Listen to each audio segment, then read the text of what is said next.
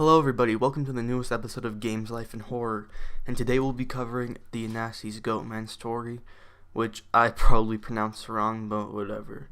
This is a pretty underrated story in my opinion, as I feel like it's a lot better than a lot of the other stories that get a lot of attention.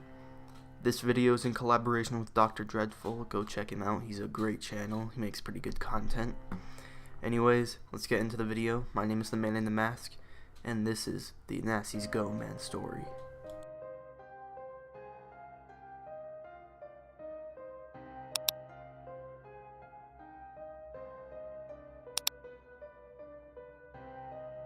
The story starts out with a 16-year-old boy from Alabama who we'll just refer to as the narrator, as I didn't seem to find his name in the story. His cousin suggests that they go camping in the woods that his uncle owns a house and trailers in. They get supplies for the trip, and right as they got there, things already started to get weird, such as the smell of the air. They brush it off and decide to go swimming, when all of a sudden, an older man and teenager come out and starts questioning why they are in this location. The narrator tells him about the camping trip and his uncle. The old man tells them to be careful around this location as there's a big animal in these woods.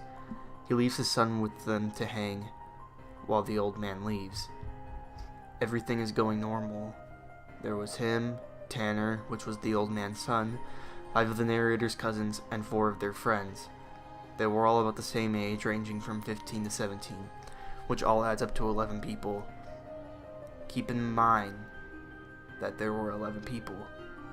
Later on, they set up their campfire, when Tanner decides to go see if his dad wanted to come to the camping trip with them, and the narrator's cousin Rooster decides to go with him to keep him company, along with one of the girls. Later on, while the two are still gone, the horrible smell comes back, somewhat of a coppery smell. They think it's some type of electric malfunction at first, but nothing was on in the trailers that could have set that off. They then hear people booking down the path to them. It was Rooster, Tanner, and the girl. They were rushing their way over to the narrator and the others. They were out of breath. They all then run into the trailer right by the campfire for safety. Tanner and Rooster were crying out of fear and begged them to lock the door and not go outside, even though the fire was fading out. They then told them what happened. They made it to Tanner's house, and his father said he could go camping with them, but to make sure they were careful on the way back, they needed to bring a rifle to keep safe. Although they refused to take it, as they thought they would be fine without it. They then make their way back to the camp. About halfway through their way back, they started hearing stuff in the forest.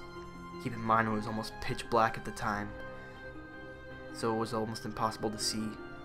The girl then explains how there was a sound in the bushes, where they quickly turned their flashlights to. They saw a man.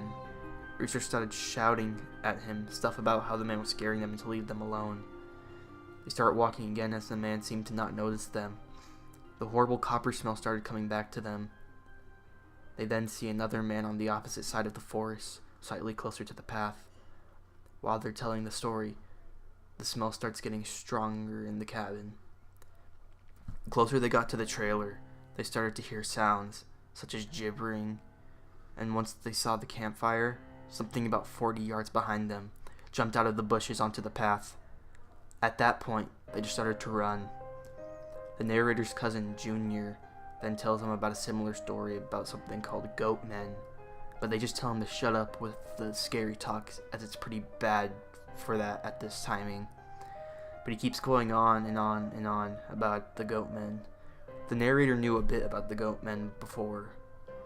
Pretty much they're a man with the head of a goat that can shapeshift and terrorizes groups of people. They stop talking about all of it and finally go back outside to stoke the fire. The smell goes away and they decide to stay one more night. At about 1 in the morning, they're drunk and telling scary stories. As someone is about to finish their story, the smell comes back. This time it's so strong that one of the girls start vomiting. They quickly go back inside and start regretting the fact that they just stayed instead of leaving. They make hot dogs and try to keep calm. Everything is calm for a bit, not normal, just quiet. until the girl that was out with Tanner and Rooster starts screaming. And before I go on, here's a reminder. They counted up 12 people in the cabin. Yes, earlier I said there was 11, but when they counted 12. Now, nobody really knew each other that well, but there was 12 people that were counted. They all quickly run out of the cabin as the door bangs on the wall with all the people running out. As people are questioning what is going on, the narrator counts up the people. There's only 11 people now. Everyone swore there was 12 people in the cabin with them. That means that whoever the extra person was had been with them the entire day, as they had only recently noticed that there was less people. They go back to the trailer and lock the door. The narrator goes to sleep, and that's the end of the first day. He wakes up to the sunrise, and half the people are packing their stuff, the other half are sleeping. They all want to walk back home, but 4 of them don't want to go until the sun rises all the way up, and the others just think it's all a joke. One of the girls, Kira, knew about the Goatman, as she'd apparently interacted with him. They all decide to split up, though the narrator has to stay in as he has the keys to the cabin. The 4 that want to leave the cabin all leave. Tanner then leaves with them to get rifles his dad wanted them to take earlier in the story, so now there's only 7 people left. They notice Kira back outside, even though she had just left with the others. One of the girls goes outside to her, but halfway through she stops. Everything was silent. The narrator quickly gets to go back inside the trailer, and they close all the shades except for one, and they keep someone there to keep an eye on her. She sits there, and then a large bang on the door. They didn't make a response until they hear Tanner screaming, "Let me the f*** back in! Stop f***ing playing!" They let him inside, and when they looked up, no one else was outside. Tanner said nothing happened in the woods, but he did see a girl, though not Kiera. He said once he got past her, she turned and basically stared him down. He didn't notice until he was halfway to the trailer that she was just slowly getting closer to him. Earlier there were 7, and with Tanner back there should be 8, but when they had recounted there were only still 7 people. Tanner tells them that his cousin will be able to take them home the next morning, but until then they have to stay at his house. Later on his cousin finally shows up. He's around 19, and he has a lantern and another rifle. He asks, "Where's your little buddy at? I figured she would have met me up by the cabin. Is she still a little slow or something?" Which confused everyone. They all asked who he was talking about, and he started telling the story of the same girl Tanner had saw earlier. She was in the middle of the trail he was following, and he asked her a bunch of questions, but she just stood there and stared at him. He starts walking again, and once he turns to see if she's okay, she's gone. Right after he tells them his story, they all tell him about what's been happening the entire time.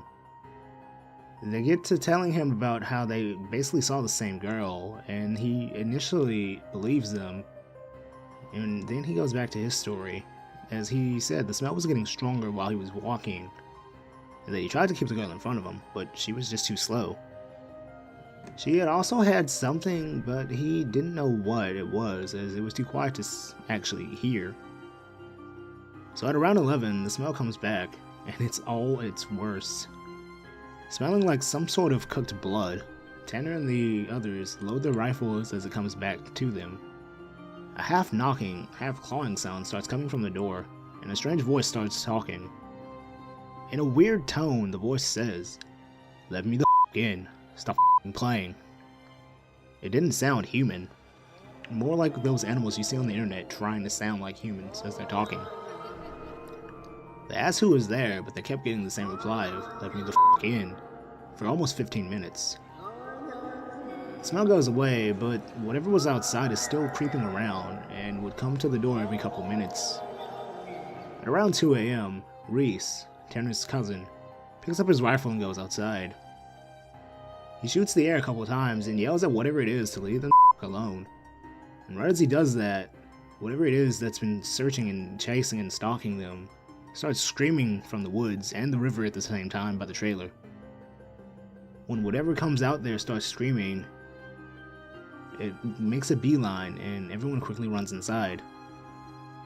The screaming keeps going for around 2 hours, and the creature out there didn't come back near the cabin until they had all been asleep. Turner explained to them 2 days after everyone was home that he had watched the door while everyone was asleep, and when he starts to fall asleep, he saw someone come out of the bathroom and lie in the middle with everyone else.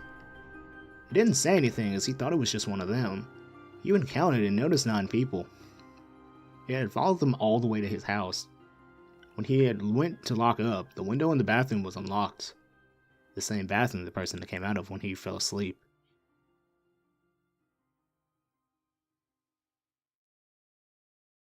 Now on to the ratings. As for creepiness, this story has a lot of build-up and did a really good job with creeping you out. So I'll just go with an 8 out of 10 for this story.